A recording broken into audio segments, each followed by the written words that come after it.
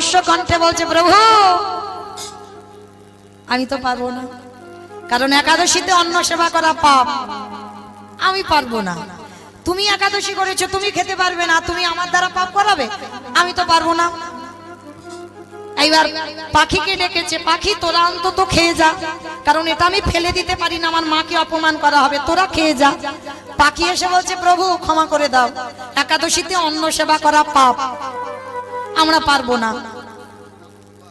এইবার বাবা জঙ্গলে গিয়ে পশুদের ডাকছে, তারা ওই একই কথা, আমরা পাবো না একাদশীতে পাপ ভক্ষণ করতে। শেষে কি করেছে বাবা, পতিত পাবনী গঙ্গা স্নানে গেছে, গঙ্গার ঘাটে গিয়ে কৃষ্ণ মনে মনে ভাবছে এটাকে আমি ভাসিয়ে দেব, তাতে যা হয় হবে, কারণ আমি ব্রত ভাঙতে পারবো না, একাদশীতে তো অন্ন সেবা করতেই পারবো না।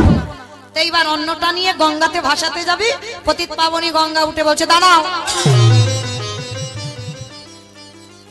তুমি আমার জলে অন্ন দিচ্ছ কেন? আজকের অন্ন সেবা করা পাপ। ভগবান গঙ্গার ঘাটে মাথায় হাত দিয়ে বসে পড়েছে, আমি এখন কি করব অন্নটা নিয়ে, চিন্তায় পড়ে গেল। আর চিন্তা করতে করতে সুযোগের সদ্ব্যবহার। আর পতিত পাবনী গঙ্গা মায়ের বাহনটা কি বলো দেখি? মকর। বেশ, মকর মাছ, তাই তো?